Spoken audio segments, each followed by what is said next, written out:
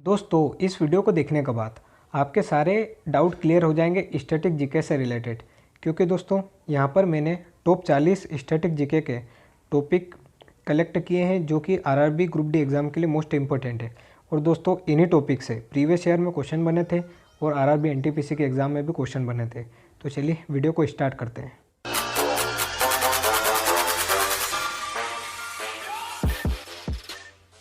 दोस्तों हम सभी जानते हैं कि हमारे जो ग्रुप डी एग्ज़ाम है उसमें 20 नंबर का जीके पूछा जाएगा। तो दोस्तों 20 नंबर में से 10 से 11 नंबर तो स्टैटिक जीके से ही आएंगे। तो दोस्तों ये जो मोस्ट इंपॉर्टेंट टॉपिक है इनको आप या तो स्क्रीनशॉट ले लीजिएगा या आप अपनी कॉपी पे लिख लीजिएगा। तो चलिए वीडियो को स्टार्ट करते हैं।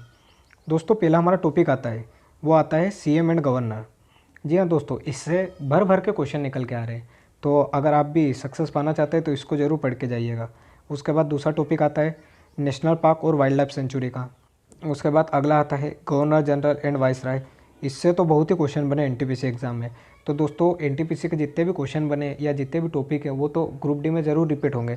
तो आपको ये जो टॉपिक है इनमें से आपको कुछ भी इंपॉर्टेंट नहीं चुनना, ये जो मैंने बताया यही इंपॉर्टेंट है। उसके बाद अगला आता है इंटरनेशनल बॉर्डर्स, आपको ये भी पढ़ के जाना है। उसके बाद परमाणु संयंत्र, इससे रिलेटेड बहुत सारे क्वेश्चन बने हैं तो आपको ये भी पढ़ना है। उसके बाद आता है यूनेस्को हेरिटेज साइट। जी हाँ दोस्तों, इससे भी बहुत सारे भर भर के क्वेश्चन बने हैं। उसके बाद भारत के प्रमुख संस्थान जिसमें आईआईटी हो गया, आईआईएम हो गया कि इन्होंने अभी क्या क्या चलाया, तो उससे रिलेटेड क्वेश्चन बन रहे हैं। हेडक्वार्टर से क्वेश्चन बन रहे हैं, जैसे आईएमएफ का मुख्यालय कहाँ पर है, वर्ल्ड बैंक का मुख्यालय कहाँ पर है, तो आपको ये भी पढ़ के जाना है।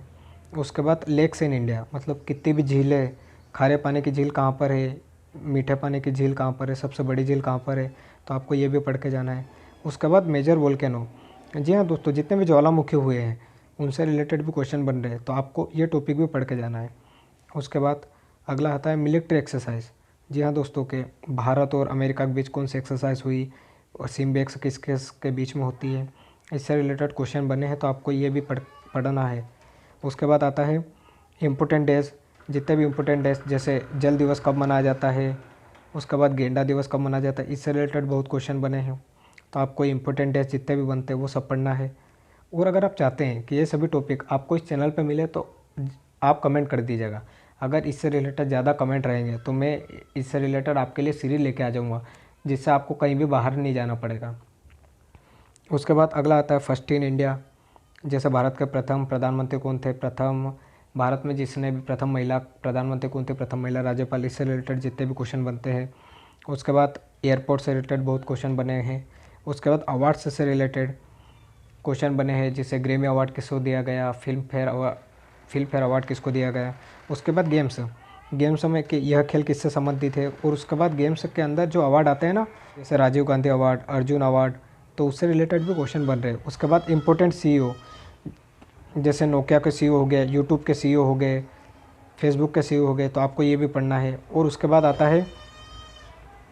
बाद अगला आता है इंपॉर्टेंट टेम्पल। दोस्तों ये तो मोस्ट इंपॉर्टेंट क्वेश्चन है क्योंकि एनटीपीसी एग्जाम में हर शिफ्ट में 1 से 2 क्वेश्चन इंपॉर्टेंट टेम्पल से पूछे जा रहे हैं कि कन्याकुमारी टेम्पल कहाँ पर है, कोणार्क टेम्पल कहाँ पर है, तो आपको ये भी पढ़ना है। अगला आता है ब्रांड एम्बेसडर, कि पूमा का ब्रांड एम्बेसडर किसे बनाया गया है, हीरो कंपनी का ब्रांड एम्बेसडर कौन है, तो उससे रिलेटेड भी आपको पढ़ के जाना है। उसके बाद आपको अगला पढ़ना है वो रहता है सिटी बिसाइड रिवर, मतलब कौन सी नदी किस शहर के किनारे बसी है, तो आपको ये भी पढ़ के जाना है।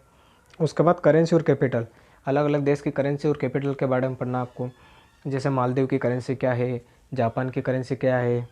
उसके बाद पीएम एंड प्रेसिडेंट, अलग अलग देशों के पीएम और प्रेसिडेंट के बारे में पढ़ना है। जापान के पीएम कौन है और श्रीलंका के पीएम कौन है, श्रीलंका का राष्ट्रपति कौन है, पाकिस्तान के पीएम कौन है, तो इससे रिलेटेड भी क्वेश्चन बने हैं तो आपको ये ज़रूर करना है। उसके बाद अगला आता है रिवर सिस्टम। रिवर सिस्टम मतलब गंगा नदी कहाँ से निकलती है, यमुना नदी कहाँ से निकलती है, गंगा की सहायक नदी कौन सी है, तो इससे रिलेटेड भी क्वेश्चन बने हैं। उसके बाद जो अगला टॉपिक आता है वो आता है डांसेस। जी हाँ दोस्तों, इससे रिलेटेड बहुत क्वेश्चन बने हैं, जैसे फोक डांस हो गया या लोक डांस हो गया, ये कहाँ का क्या डांस है। उसके बाद लॉन्गेस्ट, हाईएस्ट और लार्जेस्ट, मतलब कौन सबसे बड़ा है, कौन सबसे लंबा है, यह आपका स्टैटिक जीके के मोस्ट फेवरेट टॉपिक है, इनसे रिलेटेड तो क्वेश्चन पूछते ही हैं। उसके बाद सेंसस 2011, जी हाँ दोस्तों 2011 की जनगणना भी आपको पढ़नी है।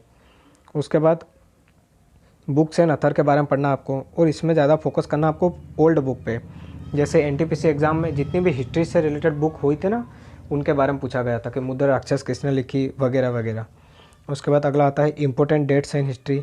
हिस्ट्री के अंदर जितनी भी इंपॉर्टेंट तारीख होती है तो वो आपको पढ़ना है। और उसके बाद आपको पढ़ना है लोकसभा और राज्यसभा सीट के बारे में पढ़ना है।